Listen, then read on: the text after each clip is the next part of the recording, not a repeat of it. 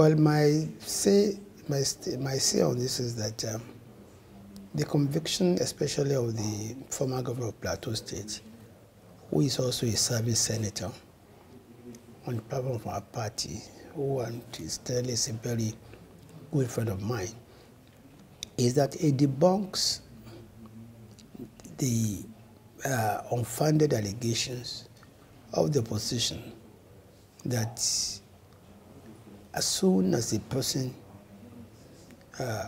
politician crosses over to APC, his sins are forgiven, he's no longer prosecuted, and that APC had become a safe haven for corrupt politicians. I think the conviction of especially the former governor of Plateau State has put a lie to that allegation, which is that we, in other words, we do not interfere with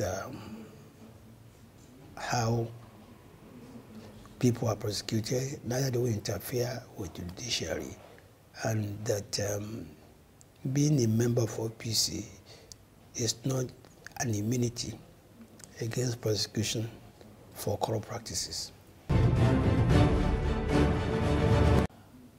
Now, I think many people fail to be able to deconstruct President Obasanjo. I don't think President Obasanjo himself believes that anybody is investigating him at all. I think when he made that statement, it was just to cleverly divert attention from the ground-shaking proclamation of Mr. President declaring June 12 Democracy Day and honoring MK Abiola and Gani Fahimi posthumously, and also honoring the running mate to Abiola. The truth of the matter is that, you see, by that single master stroke, the president had written his name in gold. One, as a statesman. Two, as a man with intrinsic credentials. And I think all that President Obasanjo tried to do by his allegation that he was being persecuted, he would be jailed, I think was just to distract.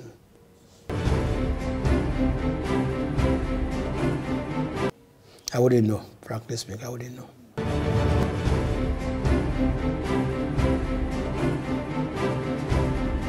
And frankly speaking, I think each case will be treated on its merit.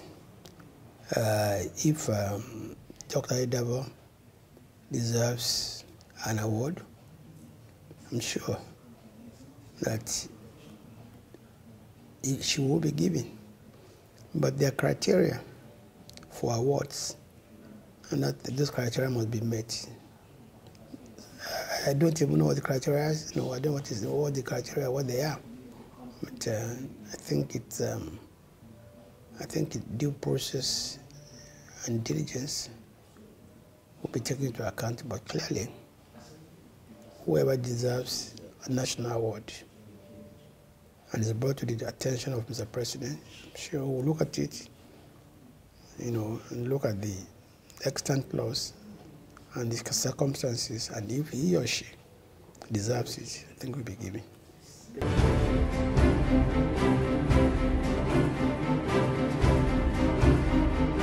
Now, you see, anybody who has been a very close observer of this government would realize that this is a government that has remained focused all through its 3 years in office. And yes, we've wrong-footed some people by certain actions we've taken, because they never thought about them. For 16 years, the PDP danced on the grip of MK Abiola, failed to recognize June 12 for what it was. And when President Buhari decided to take action and recognize, posthumously MK Abiola, the naysayers went to the social media and the media to say that, it was being done for politics. Our response is very clear. Why didn't they do it for politics in their own time? The not too young to run bill was brought, Mr. President, after it had been passed by the National Assembly. So you can't come and say it was an emergency action on the part of Mr. President. And he assented to it because he believed in it. Now, I think the problem of the opposition is that they've so badly underrated this administration. The administration continues to surprise them every day. The achievements of administration, in my view, is not just limited to, this recent proclamation or signing of, some bills or even the jailing of some past governors. I think when you look at this administration, it has very steadily and in a very focused manner addressed the major issues that have been militating against development in Nigeria. For instance, this administration is the only government that has focused seriously on intangibles, such as the ease of doing business. Before we came in, Nigeria ranked number 169 in the World Bank ranking of ease of doing business. And within a year and a half, we embarked on certain reforms. We were able not just to jump 24 steps from 169 to 145, but we were actually declared as one of the 10 reforming economies in the world. That's what is very important.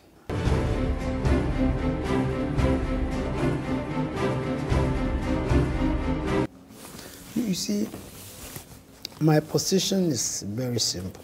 You need to know where we are coming from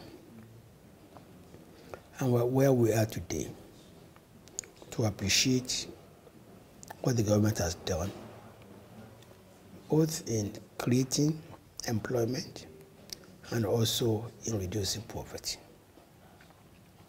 When we came in on the 29th of May 2015, our economy was headed for recession. In 2011, our GDP was 5.3%. By 2015, it had nosedived to 2.5%. So it was not a surprise that by the second quarter of 2016, we were technically in recession. But what did we do?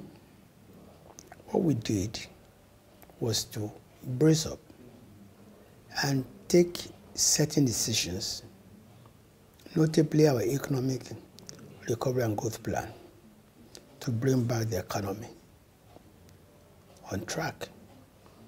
And within 2 quarters, we were able to come out of recession. Not that alone. We did this at a time when the oil price was under $50 or $60 a barrel.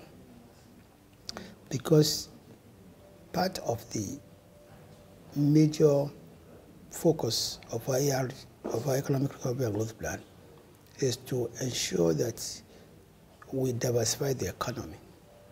So it was the economic diversification led by agriculture, mines, creative industry, gas, electricity, that led us out of recession.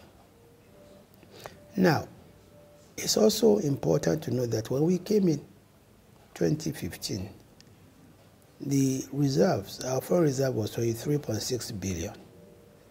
Today, we have about $47 billion in reserve. Now, certain decisions we made has actually increased the international investing community confidence in Nigeria. And this last quarter, we were able to attract over $6 billion worth of foreign investment. Now, you ask, how does it translate? You see, I have absolute confidence in the MBS, figures. But we also need to be able to interpret MBS figures. Now, because the question is, how come, if these achievements that we're speaking about are true, how come that there's still poverty and unemployment? And my answer is, it depends on where you're looking at it.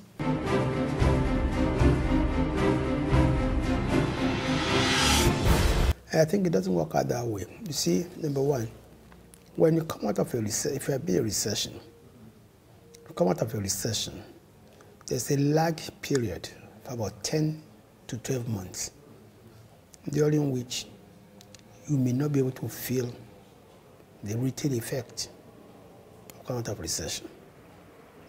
See, when you come out of recession, it does not mean that every factory, every industry will completely recover, no.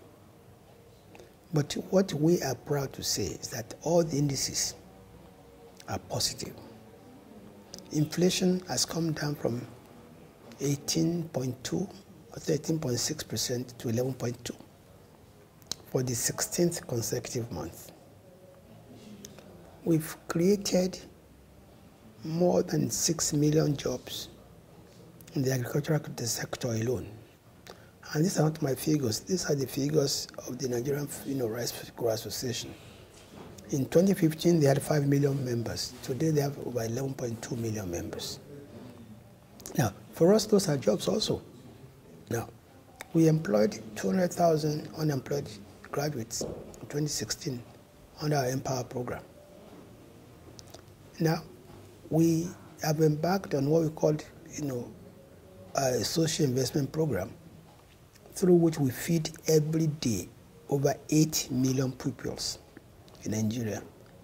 If that's not poverty reduction, I don't know what is poverty reduction.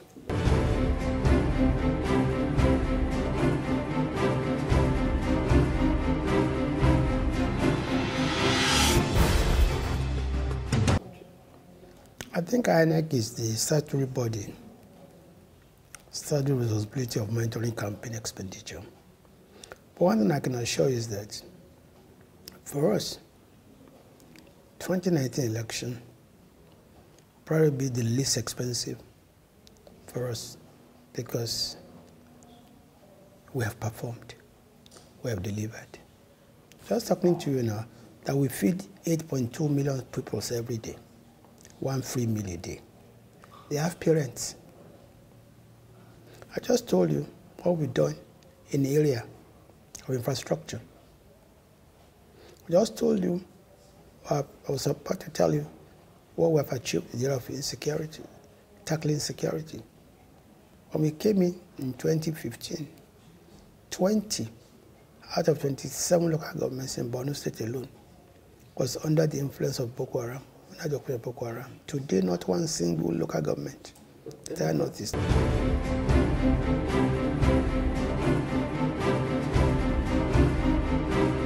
Also, you see, number one, you see people speak out of emotion, not out of facts and figures. They don't even bother to understand the phenomena of, herdsmen and farmers clash. They don't even understand what's responsible. We are dealing with 3 factors: demography, climate change, international terrorism, and pure criminality.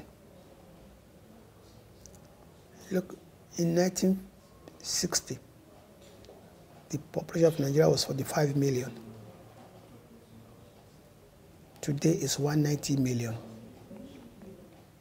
What that means is that the same land, the same water, the same grass, available for both man and animal.